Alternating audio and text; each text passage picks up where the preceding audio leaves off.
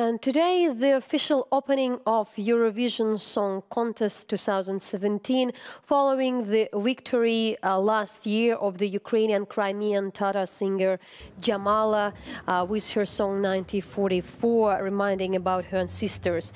42 countries will participate in the contest. Portugal and Romania are to return after years of absence, while Bosnia and Herzegovina have withdrawn on financial grounds. Russia planned to participate as well, but after the representative Yulia Samoylova was banned from entering Ukraine because of illegally traveling directly from Moscow to Crimea, a region annexed by Russia in 2014, they refused to give a performance. And what we also know, semi-final will take place on the 9th May. At the grand final will be on the 13th May.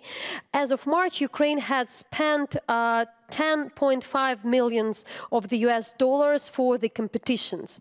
Of course, in the run-up for the contest hosted by the Ukraine's capital, Kyiv, police force are preparing themselves for more or less of everything, with thousands of the fans coming to the Ukrainian capital from 42 countries, and safety is today the top priority. So dog handlers, patrol officers and the special forces were doing whatever they wanted, and our correspondent followed them. And it's rather the funny and very the report which would show you the atmosphere of Kyiv today in their preparation. It's about how the special forces were preparing for the possible terrorist attack in the Kyiv capital.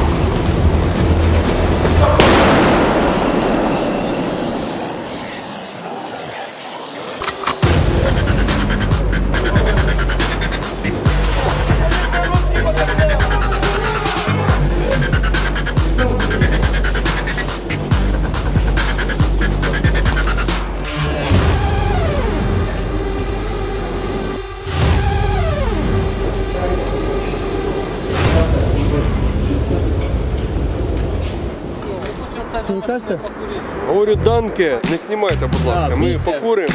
Я вам. Нам достать, ну. План сценарій. Значить, з метою перевірки готовності підрозділів Головного управління до виконання визначених заходів і забезпечення публічної безпеки та порядку, знань та навичок їх керівників щодо оперативного управління підпорядковими і приданими силами та засобами в умовах зміни оперативної установки та проведення у місті Києві пісенного конкурсу Євробачення 2017, а також відпрацювання злагоджених дій управління КОРП та інших підрозділів Головного управління. Тобто ми сьогодні в ніч з 27 на 28 проводимо спільне командно-штабні навчання.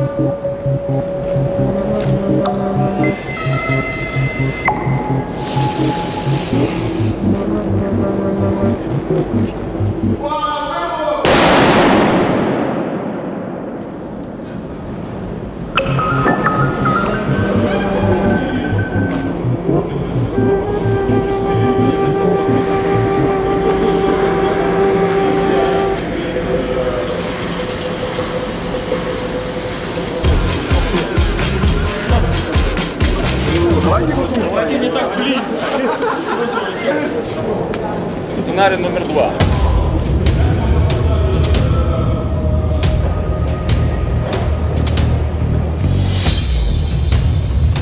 Всі можуть спати спокійно. Я думаю, так. Завжди.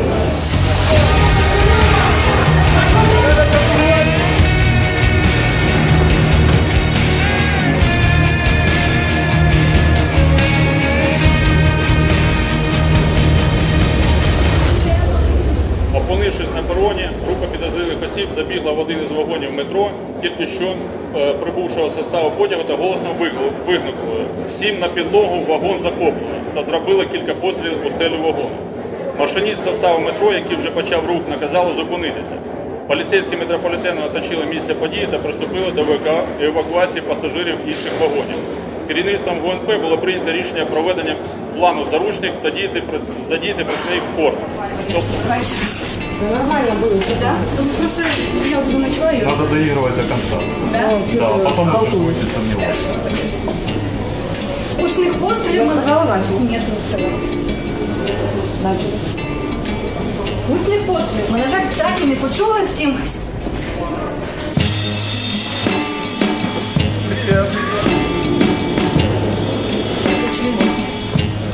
Правоохранители уверяют, это были не показательные выступления, а реальные учения.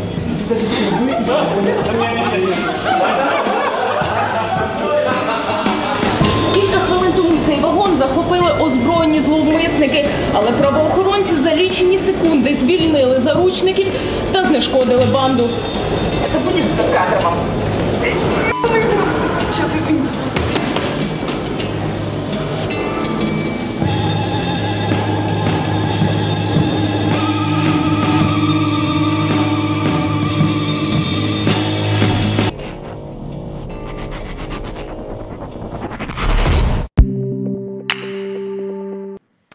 And what we really would like to do to explain to you what is the real discussion in the Ukrainian society regarding Eurovision. And to do that, we have here Volodya Yermolenko, who is our colleague from Hromadske, journalist, but also the Ukrainian philosopher who is involved in public diplomacy, talking to a lot of experts, foreign journalists, but as well following the Ukrainian society. So really, it's kind of an international event, probably that would be really huge things some years ago where nothing happened in Ukraine and nobody cares. But how it's now? How big the discussion in the society? Well, I think it's an event that is an opportunity for Ukrainians to talk about themselves abroad and to debunk some myths, because there is a stereotype, for example, in Europe that Ukraine is a country fully covered by war and that cities like Kyiv, Lviv, Dnipro, Kharkiv are not safe, which is, I think, it's not true. And for Ukrainians, this is the way to show that Ukrainian cities are quite safe for many people in terms of, war security. I'm not talking in terms of, safety and terrorist attacks, which are possible everywhere. But in terms of cities or country hit by war, cities like Kyiv, Kharkiv, Dnipro, Odessa, Lviv are fully safe. I think this is kind of an opportunity to show this. Ukraine is not, this is not the first case when we're hosting the Eurovision. We already made it some 13 years ago, and afterwards there was a Euro Championship 2012. So it's always, I think it's a kind of a spiral helping the country to open itself a little bit more for wider public. And look, the international events always become a legitimate focus for investigative reporters because they try to find out, if there is any corruption involved, try to determine, how efficiently public money is spent, especially.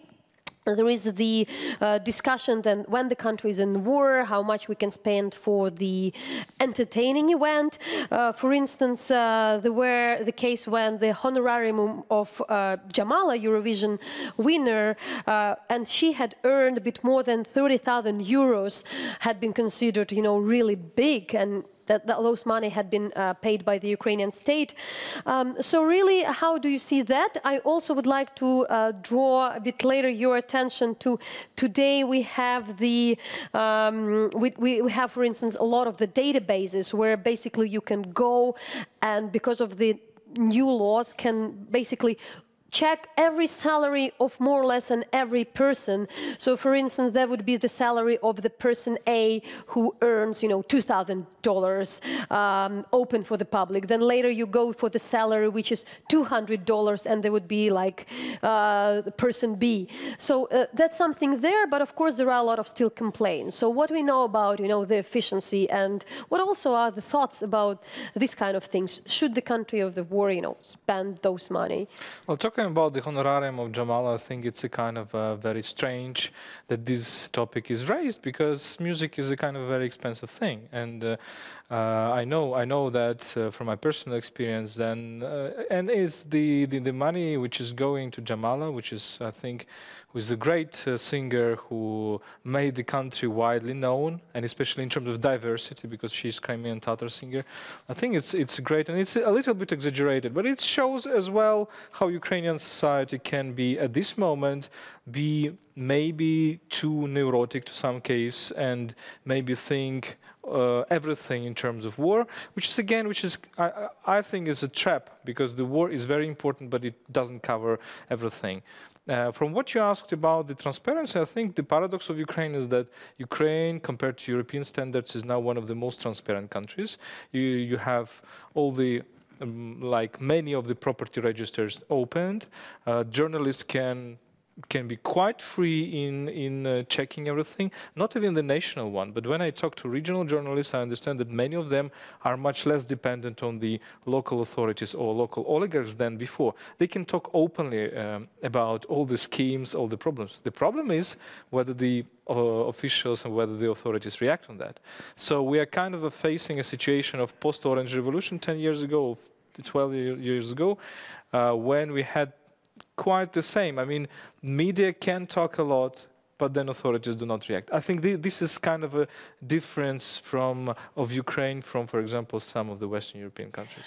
And, of course, the biggest controversy is about the banning of Russian singer Yulia Samoylova by the Ukrainian Security Service. She wasn't allowed to come to Ukraine because she has visited Crimea illegally. More or less, she had taken the flight from Moscow to Crimea, and she's now on the tour. Then there was this story, then Russia wanted to do the Skype.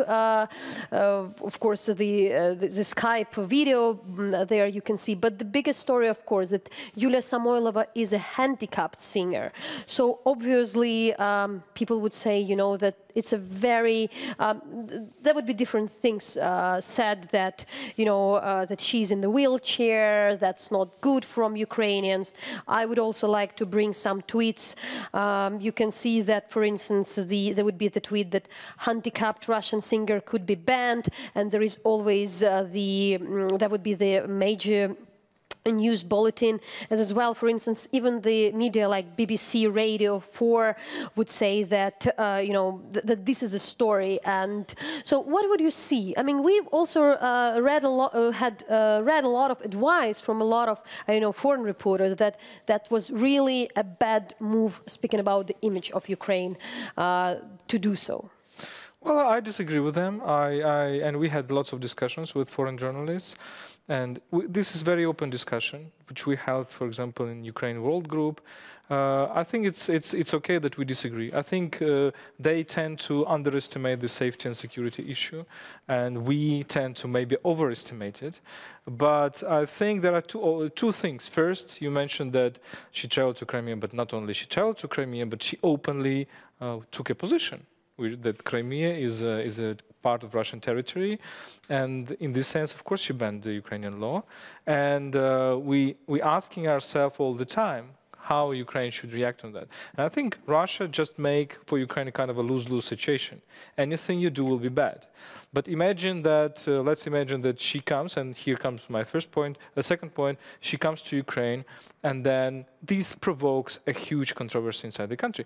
We have some far-right activists, we have some nationalist mood, but we have some also political forces inside or outside the country that can provoke them, that can use them, that can manipulate them. So if imagine the provocations against her, I think that could have very bad consequences. What is really interesting for me, that, you know, I rarely hear that there would be some kind of demand for another EU state to, you know, to do something else with their migration law, or, for instance, let the borders open for somebody who previously had violated the Schengen zone or the UK migration regime. So really, that's interesting. You know, is there that the Ukrainian law on migration is considered to be, I don't know, more loose or that more flexible than the laws in other countries? Well, I think here we are facing a situation which debate is not political. It's not a debate between the EU and Ukraine. It's a debate between Eurovision as a kind of a commercial brand and Ukraine as a state. And Ukraine as a state has all the sovereignty to protect its borders and to decide who to let in and who to not to let in. I mean, this is kind of a, if we go to international law debate, then I'm sorry, but this is Ukrainian sovereignty. And celebrate diversity, that's the slogan for this competition, yet there is once again controversy. There is the case of the Ark of Friendship. This is an old Soviet monument in the heart of Kyiv. You can see now. And it was supposed to be painted as the rainbow flag, yet far-right group Pravy Sector had been threatening to stop the work. In the end, the mayor Klitschko decided we'll use some national Ukrainian symbols in order to kind of fill some of the gap which hadn't been yet painted. The question is, to what extent it's indeed a concessions, and really, is it the concession to the far right? You know, this kind of. I would like to bring the Twitter of Julian Hromadske. It's a Bild reporter who said that shining the worst possible light on Kyiv, the European state may stop such right-wing extremists, by the way.